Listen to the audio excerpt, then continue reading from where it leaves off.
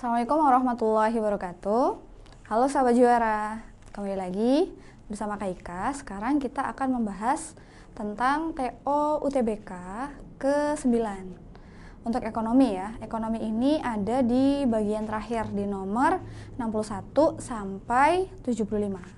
Nah, kita langsung ke soalnya ya. Untuk nomor 61 soalnya adalah soal 61. Segala upaya yang dilakukan oleh manusia untuk memenuhi kebutuhannya sering disebut sebagai tindakan ekonomi.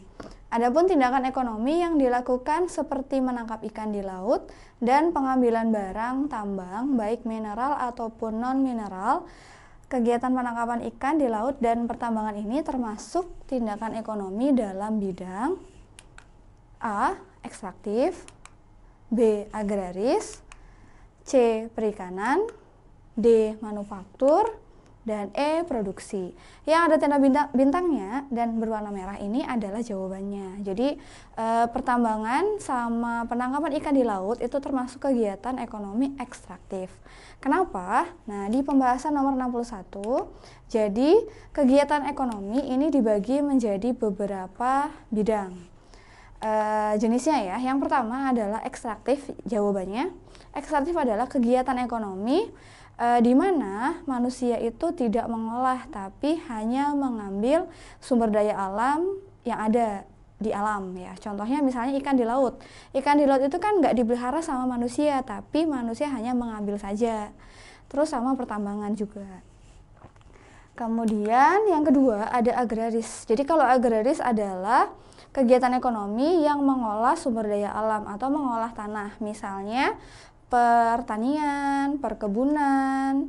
Nah, jadi pertanian sama perkebunan itu kan manusia mengolah tanah, misalnya menanam padi ya dari benih sampai panen. Itu contoh yang agraris. Kemudian yang ketiga ada industri. Industri adalah kegiatan ekonomi yang mengolah dari barang mentah menjadi barang jadi. Contoh industri adalah pabrik. Jadi pabrik itu misalnya pabrik pakaian, kan dia mengolah dari kapas jadi benang, benang jadi kain, kain jadi pakaian. Itu contoh dari barang mentah, setengah jadi, dan barang jadi. Ya, contohnya tekstil, sepatu, sama otomotif. Kemudian kegiatan ekonomi yang keempat adalah perdagangan atau niaga ya. Jadi ini adalah kegiatan menyalurkan barang dari produsen kepada konsumen. Misalnya warung, toko, agen, dan lain sebagainya. Ini untuk pembahasan nomor 61. Kita lanjut ya, ada lagi lupa, jasa. Jadi jasa adalah kegiatan yang berbentuk produk pelayanan, misalnya bank, asuransi, dan lain sebagainya. Sudah paham kan sahabat juara ya? Kita lanjut ke nomor 62. Nomor 62 soalnya adalah berikut ini pernyataan yang tidak tepat terkait kebijakan harga maksimum yang ditempuh pemerintah adalah yang A, harga maksimum adalah batas tertinggi harga penjualan oleh produsen. Yang B, ini jawabannya ya yang tanda bintang. Harga maksimum diambil karena harga di pasar terlalu rendah. Kemudian yang C, harga maksimum menguntungkan konsumen yang memiliki daya beli yang kurang. Kemudian D, terjadi peningkatan jumlah permintaan yang lebih besar dari jumlah penawaran.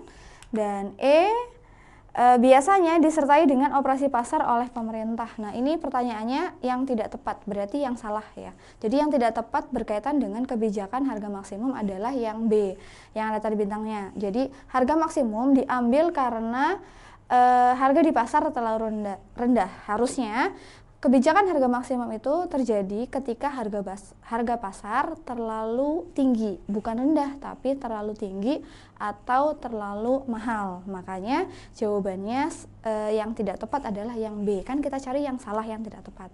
Karena harusnya harganya bukan terlalu rendah tapi terlalu tinggi. Kalau yang lainnya yang A, C, D, E itu benar ya. Jadi kalau secara lengkap pembahasannya di sini. Jadi untuk kebijakan harga maksimum atau nama lainnya ceiling price ini terjadi ketika harga terlalu mahal. Jadi yang tadi kan terlalu rendah, makanya salah, harusnya terlalu mahal. Terus ditujukan untuk melindungi konsumen Satu lagi ada dampaknya. Dampaknya adalah excess demand atau kelebihan permintaan sama shortage supply atau kekurangan penawaran. Ini untuk pembahasan nomor 62. Lanjut ke nomor 63. Nomor 63 soalnya adalah diketahui fungsi permintaan Q sama dengan 2 min setengah P. Fungsi penawaran Q sama dengan min 2 plus P.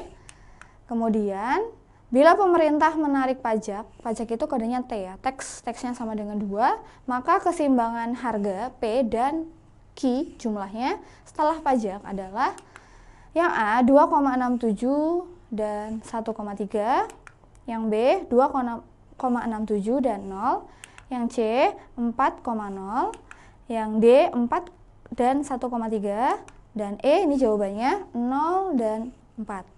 Ya, jadi kalau keseimbangan harga itu yang pertama itu Q, yang kedua itu P, jadi Q, P ya. Jadi misalnya kalau yang A 2,67 berarti Q-nya, 1,3 berarti P-nya. Kalau yang jawabannya kan E, berarti E itu berarti 0 adalah Q-nya atau jumlahnya dan harganya adalah 4. Nah, kenapa bisa jawabannya yang E? Jadi rumus dari keseimbangan pasar di sini adalah fungsi permintaan sama dengan fungsi penawaran. Nah, hal yang harus kalian ketahui adalah fungsi baik permintaan atau penawaran itu ada dua tipe. Ada yang bentuknya Q sama dengan, ada yang P sama dengan. Kalau yang di soal nomor 63 ini yang fungsinya Q sama dengan. Jadi kebetulan fungsi permintaan dan penawarannya sama. Jadi fungsinya itu Q sama dengan semua. Permintaannya 2 min setengah P dan penawarannya Q sama dengan min 2 plus P. Nah, tapi masalahnya ini bukan keseimbangan pasar biasa, ini keseimbangan pasar yang setelah pajak. Nah, pajaknya itu sama dengan 2. Jadi kalau ada pajaknya, baik pajak atau subsidi nanti akan mempengaruhi fungsi yang penawaran. Diingat ya, pajak dan subsidi itu akan mempengaruhi fungsi, tapi yang penawaran saja. Kalau yang permintaan tidak berpengaruh.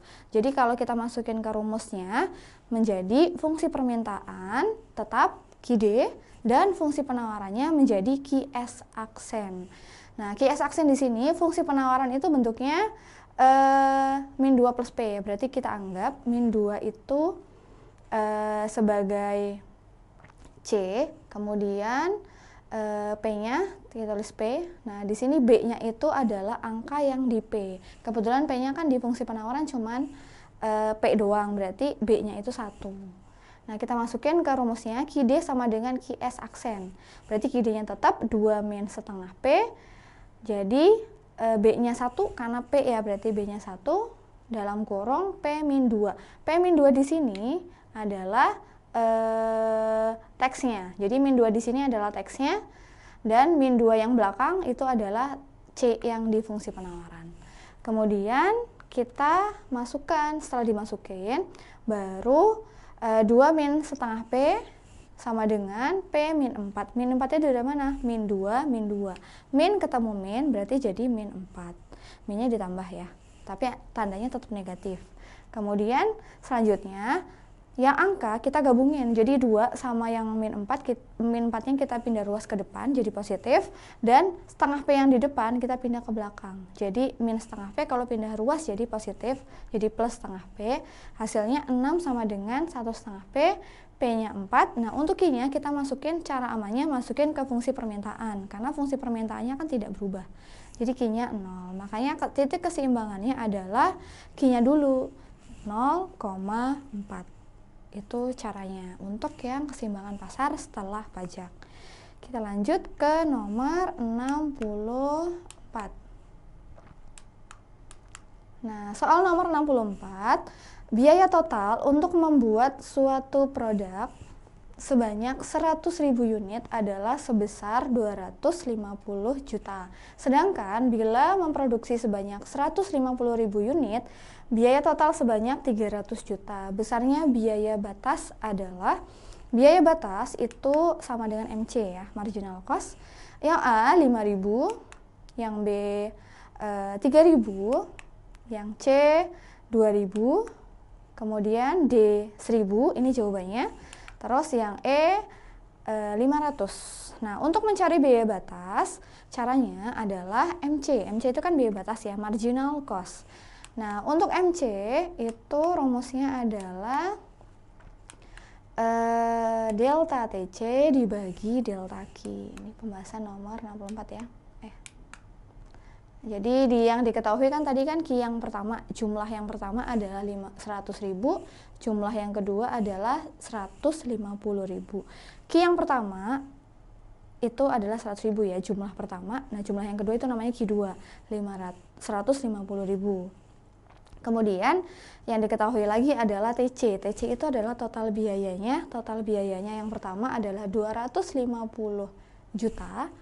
Kemudian total biaya yang kedua adalah 300 juta. Nah, yang ditanya biaya batas. Biaya batas itu sama aja dengan MC atau marginal cost. Marginal cost rumusnya delta TC per delta Q. Delta TC itu selisih antara TC2 dikurangi TC1. Kita kurangin aja, 300 kurang 250, berarti 550 juta. 300 kurang 250 ini relat ya. 300 kurang 250 itu sama dengan 150 juta. Kemudian delta Q-nya 150 kurang 100 berarti 50.000, hasilnya adalah 1.000. Jadi ini yang di sini maaf ya, di sini relat bukan 550 karena dikurang ya. 300 kurang 250 berarti 150 juta. Dibagi 50.000 berarti 1.000. Terus lanjut ke nomor 65. Nomor 65 soalnya adalah berikut ini ciri-ciri kurva isokuan kecuali A. Konveks terhadap titik origin, B. Kemiringan kurva isokuan menggambarkan adanya marginal rate of technical substitution atau MRTS. Yang C. Menggambarkan tingkat kepuasan yang sama dari mengonsumsi dua macam barang. Kemudian D. Sumbu vertikal dan horizontalnya adalah input yang digunakan dalam proses produksi.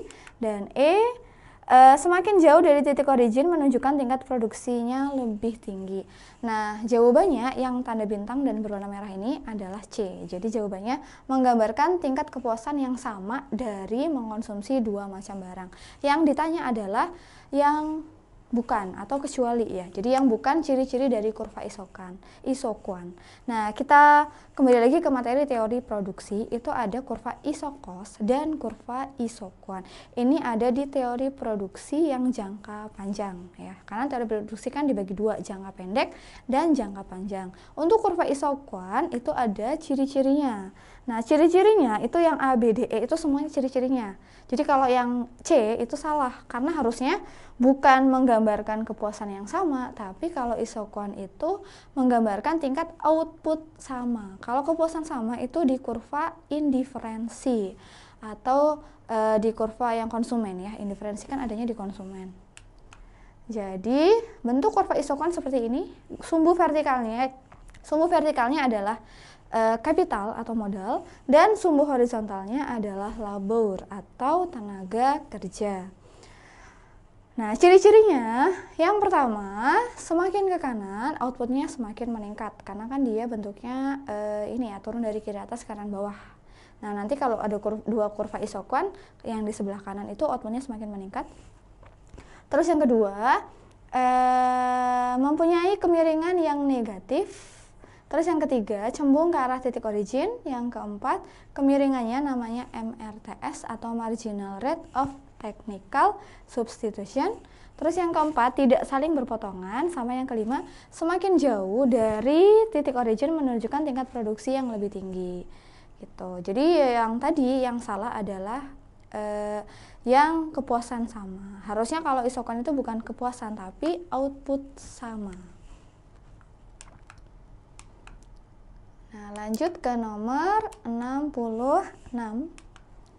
Nomor 66 soalnya adalah jika elastisitas permintaan bernilai min 2, maka 1. Elastis, 2. Mempunyai banyak barang substitusi, Yang ketiga, jika harga turun maka penerimaan total naik. Dan yang keempat, kurva permintaannya landai. Jadi kalau pertanyaan yang model 1, 2, 3, 4, nah ini dicari ya, karena di sini yang tanda bintangnya 2 semuanya, berarti jawabannya E, semuanya benar. Jadi kalau misalnya elastisitasnya bernilai negatif 2, nah walaupun dia tandanya negatif atau positif, itu tidak berpengaruh di elastisitas permintaan. Karena di elastisitas permintaan itu kan pasti negatif ya. Yang kita lihat adalah angka 2-nya. 2 itu lebih besar dari 1. Kalau dia lebih besar dari 1 berarti elastis namanya. Karena kan di kategori elastisitas itu ada yang kurang dari 1 itu inelastis, lebih dari 1 itu elastis. Jadi yang harus kalian ingat, walaupun nilainya negatif 2 itu bukan kurang dari 1 tapi lebih dari 1. Karena kalau misalnya di elastisitas permintaan itu negatif, itu tanda kalau itu permintaan. Yang dilihat adalah angka 2-nya. 2 itu lebih dari 1, berarti elastis. Nah, jadi semuanya benar ya. Jadi kalau ini lebih dari 1, kalau misalnya elastis, itu kurvanya akan landai. Terus ciri-cirinya banyak barang substitusi atau penggantinya banyak. Contohnya mobil itu masuk ke elastis karena dia penggantinya banyak. Terus yang kedua, jika harga naik, maka penerimaan produsen akan berkurang. Dan sebaliknya, jika harga turun, maka penerimaan produsen akan meningkat. Jadi kalau barang itu elastis, strateginya yang paling bagus adalah harganya harusnya diturunkan agar penerimaannya meningkat. Tapi kalau harganya naik, nanti penerimaan produsen akan berkurang. Selanjutnya, ciri-cirinya lagi adalah kurvanya landai. Ya, kalau yang inelastis, curam. Lanjut ke nomor selanjutnya. Nomor 67. Berikut ini adalah faktor yang mempengaruhi besar kecilnya indeks Lerner. Nah, yang pertama, elastisitas harga. Yang kedua, jumlah perusahaan dalam pasar. Yang ketiga, interaksi antar perusahaan. Yang keempat, daya beli masyarakat. Nah, ini pernyataan 1, 2, 3, 4. Jawabannya yang benar yang tanda bintang adalah 1, 2, 3. Jadi kalau 1, 2, 3 benar, jawabannya A. Nah, jadi yang mempengaruhi besar kecilnya indeks Lerner adalah, nih, indeks Lerner rumusnya adalah L itu Lerner sama dengan P min MC dibagi P, di mana P adalah price atau harga, dan MC adalah marginal cost atau biaya marginal. Nah, untuk indeks Lerner, hal yang berkaitan dengan indeks Lerner adalah yang pertama, elastisitas harga. Jadi, semakin elastis, semakin kecil indeks Lerner-nya. Terus yang kedua, jumlah perusahaan. Jadi semakin banyak jumlah perusahaan, indeks Lerner-nya semakin kecil juga. Tuh. Nah, satu lagi, daya beli masyarakat. Jadi semakin tinggi daya beli masyarakat, maka semakin tinggi angka indeks Lerner-nya. Gitu. Jadi kalau untuk barang pokok pasti indeks Lerner-nya akan tinggi. Untuk barang mewah, indeks Lerner-nya pasti rendah. Karena kalau barang mewah kan daya belinya nggak sebanyak barang pokok. Lanjut, nomor 68. Nomor 68 soalnya, diketahui pendapatan nasional negara Y dalam miliar adalah sebagai berikut. GNP 1000, di sini maksudnya 1000 miliar ya. 1000 miliar. Terus yang kedua, depresiasi atau penyusutannya adalah 100. Yang ketiga, pajak tidak langsung adalah 50. Yang keempat, transfer payment 30. Yang kelima, iuran asuransi ada 5. Kemudian jaminan sosial 4. Dan laba ditahan 20.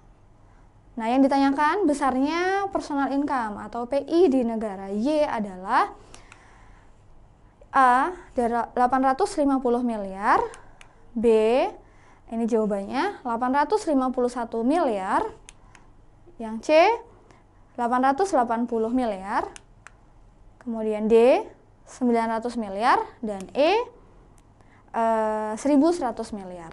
Nah, karena yang ditanyakan adalah PI atau personal income, PI ini adalah tentang konsep pendapatan nasional yang dari GDP, GNP, NNP, PI, DI.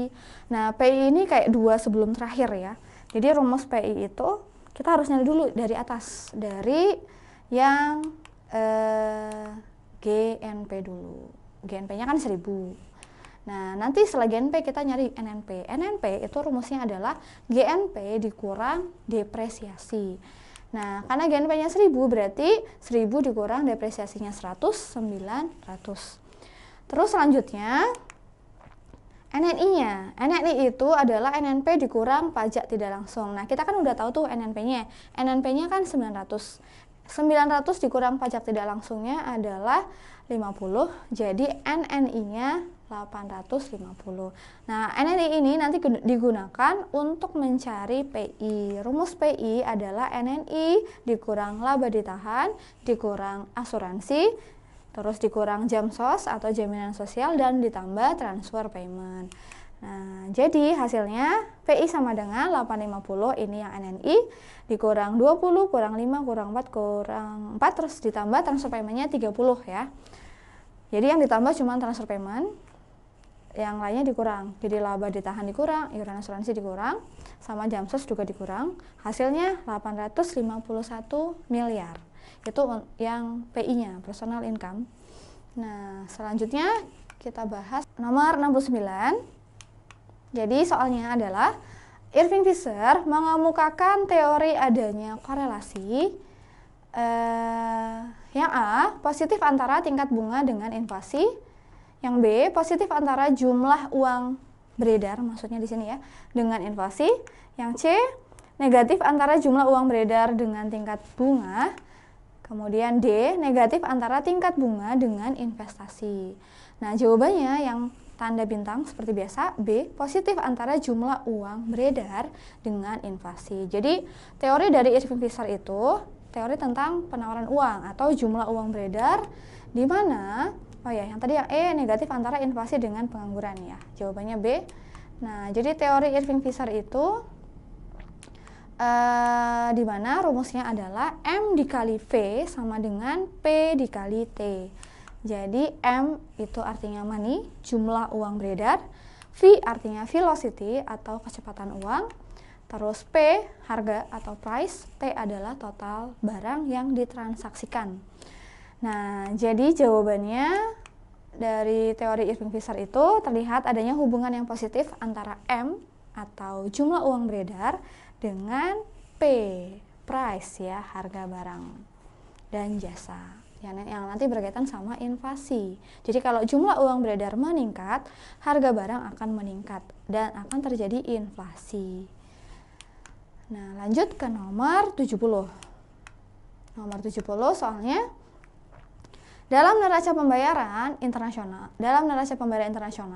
pinjaman luar negeri akan dicatat dalam A, neraca perdagangan, B, neraca jasa, C, neraca transaksi berjalan, D, ini jawabannya neraca modal, dan E, neraca khusus. Nah, ini materi tentang komponen neraca pembayaran di kelas 11 IPS ya.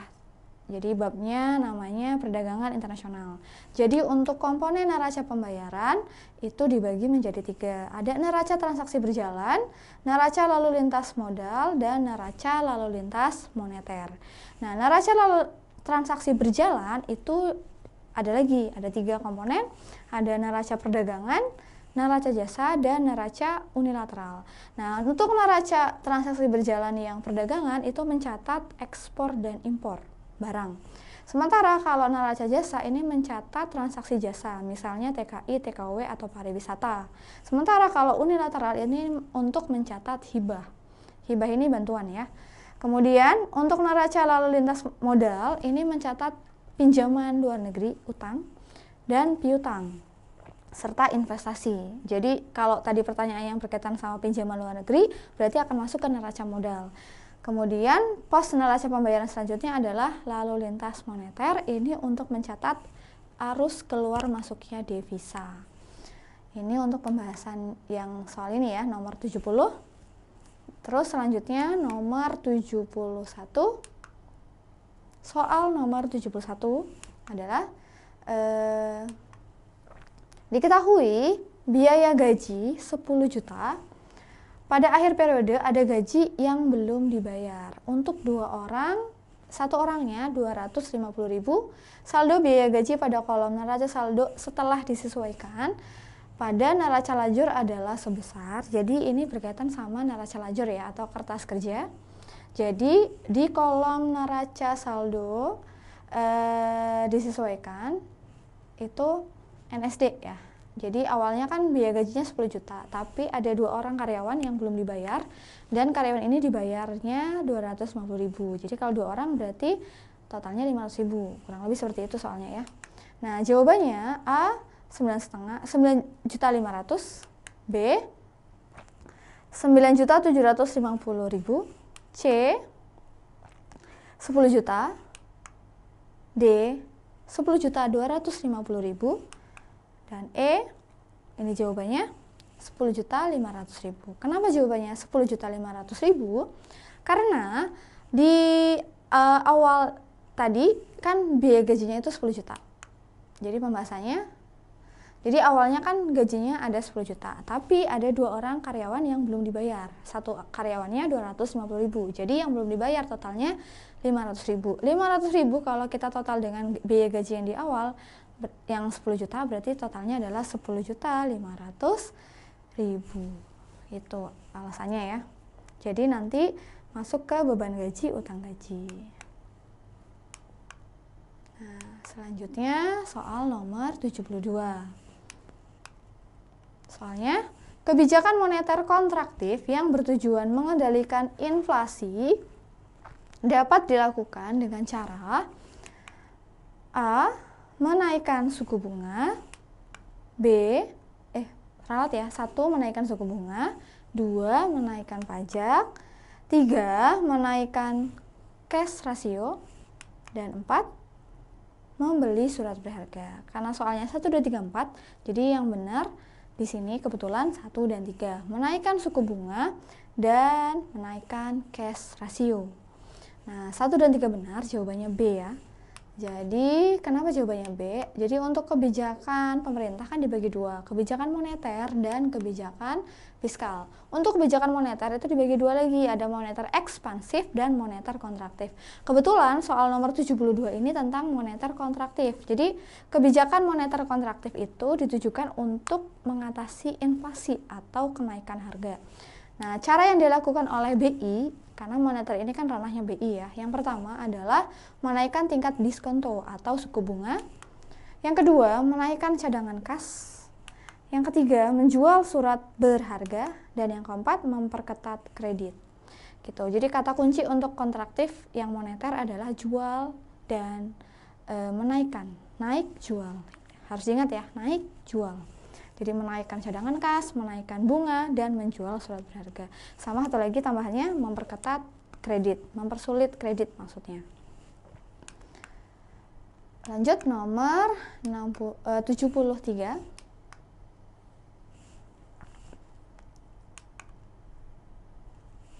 Ketika Bappenas menyiapkan rencana pembangunan nasional, yang harus menjadi pertimbangan adalah mengupayakan pertumbuhan dan pemerataan pembangunan. Dalam teori ekonomi, untuk bisa mengukur pemerataan pembangunan digunakan sebuah kurva yang bernama A. Kurva Gini, B. Kurva indiferensi, C. Kurva Phillips, D. Kurva Isokos, dan jawabannya E. Kurva Lorenz. Jadi untuk mengukur pemerataan distribusi pendapatan dengan kurva Lorenz. Kurva Lorenz bentuknya kurang lebih seperti ini. Jadi sumbu vertikalnya adalah presentasi GNP, sumbu horizontalnya adalah presentasi populasi ya, maksudnya penduduk. Di mana bentuk kurvanya ini dia seperti ini, ada bidangnya, jadi seperti kayak ini ya, tembereng gitu kalau di lingkaran. Jadi yang tengah-tengahnya namanya garis diagonalnya itu garis pemerataan sempurna. Nah, untuk kurva Lorenz ini digunakan untuk mengukur distribusi pendapatan. digunakan kurva Lorenz dan indeks gini. Jadi kenapa tadi jawabannya bukan kurva gini? Karena gini itu bukan kurva, tapi indeks gini. Gitu. Sementara kurva yang lain kayak kurva Philip itu berkaitan sama pengangguran dan inflasi. Lanjut, nomor 74. Soal nomor 74. Banyaknya orang yang berada dalam usia produktif yang mampu diterima dalam dunia kerja. Hal ini menunjukkan A. Angkatan kerja, B. Bukan angkatan kerja, C. Pekerja, D. Tingkat partisipasi angkatan kerja, dan jawabannya E. Tingkat kesempatan kerja. Jadi tingkat kesempatan kerja adalah banyaknya orang yang bisa masuk dunia kerja dan telah diterima ya dalam bekerja. Untuk yang opsi lain kayak misalnya angkatan kerja adalah penduduk usia kerja. Usia kerja itu usia 15 sampai 64 tahun yang masih mencari pekerjaan atau yang sudah bekerja. Kemudian kalau bukan angkatan kerja adalah penduduk yang usia kerja atau usia 15 sampai 64 tahun tapi tidak mencari pekerjaan. Kenapa? Karena dia punya alasan tertentu. Misalnya ibu rumah tangga dan pelajar. Jadi kayak pelajar SMA itu kan usianya udah di atas 15 tahun, tapi kenapa tidak kerja? Karena dia masih sekolah. Itu masuk ke bukan angkatan kerja.